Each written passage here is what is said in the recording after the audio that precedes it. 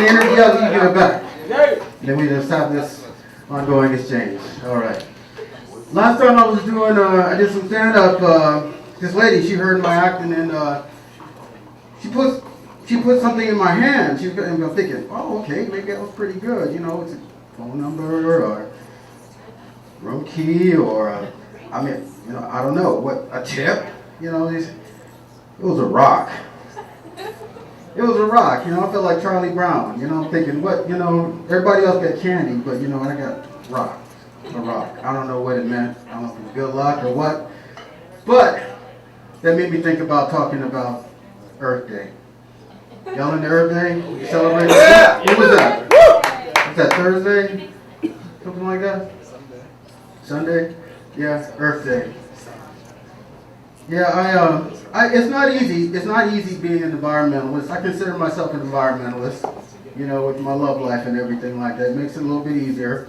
You know, it's like, lady one time recently, she said, you know, she wanted to go out, you know, she wanted to go out to dinner. I said, okay, well, what'd you have in mind? She said, El Gaucho, Backwaters, or Ruth's Chris Steakhouse. I'm like, it's got a problem here. I said, you know, I celebrate Earth Day. You know how I celebrate Earth Day? You know, I wear green. And that's because I got a lack of green in my wallet. You know, so I just display it so I can just kind of blend in. And but she wasn't going for it. You know, it's just tough being a soldier for environmentalism. When you don't have a car, and you know, I asked her, I said, look, you know, we'll have to eat at home. You know, I said, you know, does Ruth's Chris Steakhouse or these other places that you mentioned, El Gaucho, did they take my Oregon Trail card? Did they take food stamps? And she said, no. And I said, well, that's your answer. I guess we're not going to go. So we didn't go, and you know, it's another lady out of my life, but that's another story. So we had Earth Day. Another way I celebrate Earth Day is I recycle water. So every chance I get to pee outside, I do. You know, I don't do it during the daytime now. You know, and you got to admit, okay, now everybody, Mother Nature, I believe, is a DJ, right? And she makes us do that bladder dance, right? When you got to go, right? You know, everything is closed. You're driving or you're outside someplace, and you got to do that. This is how I do my bladder dance. Everybody's got to dance out there somewhere. I think women are physically superior to men. I do. One, it's true. Let me tell you why. 2 reasons here. One reason is that you live longer. Women live longer than men. And the second reason is that women can cut their pee off in ways that men can't do. It's true. Just like, why? Men, you ever try to cut your pee off? You'd be like, oh, 911. Can you come out? Can you bring a dry pair of pants too? Some people say that life started with the Big Bang Theory. Some people say I have a, you know, we dealing with overpopulation. I have a resolution for overpopulation. I think we need to, Oregon is one of the few places in the country that has doctor-assisted suicide. I have a theory. I think we need to have voluntary sexicide. Sexicide. In other words, people that voluntarily want to make room for the next generation, you get to have the best sex of your life. You take a pill, you have the best sex of your life, and you die. Called sexicide. That's my theory. We need to put that into law. I think it can happen here in Oregon. It works out. It works. Here's how it works. Okay, you stimulate the economy. There's more jobs, less traffic, more food, more housing, because there are less people. And you know, those that have got a sad love like me, you know, you get to go out with a bang. In fact, you know, you get to a pretty good deal. You get to come and go at the same time. When I think of Earth Day, I think of, you ever have a teacher that you just can't forget about? Her name was Mrs. Sharp. She was a second grade teacher. Woo!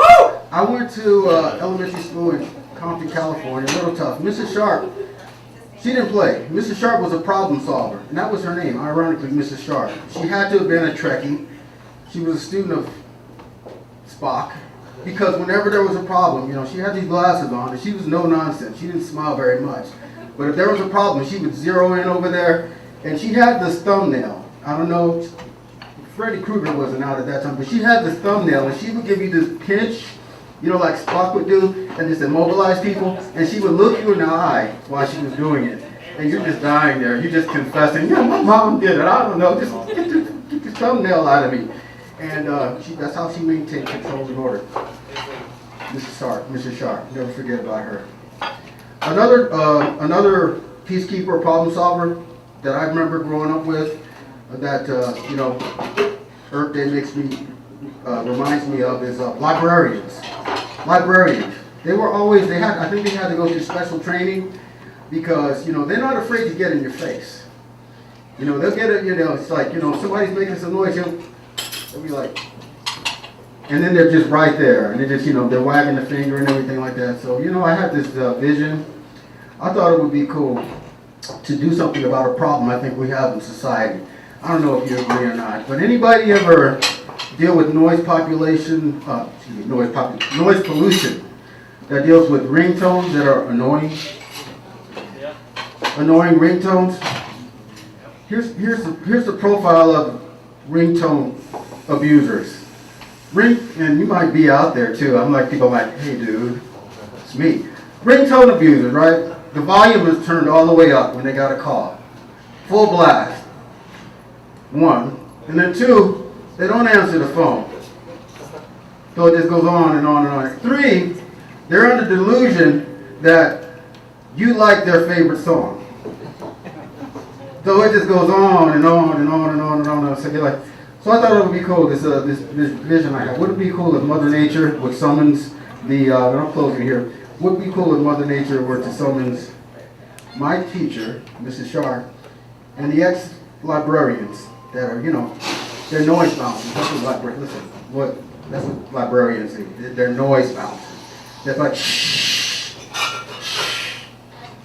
So anyway, in this vision I have, is that we have the dude, I call him the dude, and he's on the max, you know, and he's just rocking out, you know, he just won't answer his phone. And so Mother Nature deploys three of the librarians, retired librarians. They form a triangle around him, triangle offense. I think the triangle offense, it worked for Chicago Bulls, right? They won a lot of championships. So the triangle offense, they form a triangle around the guy, and guy's still rocking out. He's still not answering his phone. So then they call in a heavy hitter. They call in Mother Nature. They call in Mrs. Sharp. Miss Sharp comes in with her grip. That doesn't work. Her thumbnail breaks. So what do they got to do now? Well, the three women, the three Gertrude, Bertha, Mabel, they tase them in the butts, and that's all. That's thank you. I just thought of it. This is new stuff. So. Thank you, those that laugh. Painstakingly think. But that's how my mind works. You know, it'll be a cool story, you know. And then Mother Nature wins. So there's a little less noise pollution because there's one less ringtone because, you know, the retired librarian and teachers like Mrs. Sharp, you know, are out there for the environment. All right. How about applause for that? Right? I'm David Lowe. Thank you for listening. Thank you, Scott. Tip your servers big time. They work hard for you. Scott, do you take tips? No. Oh, Scott doesn't take tips? Okay. Comedian. Tip your comedian. I'm kidding. Thank you. Love you guys. Thank you for listening.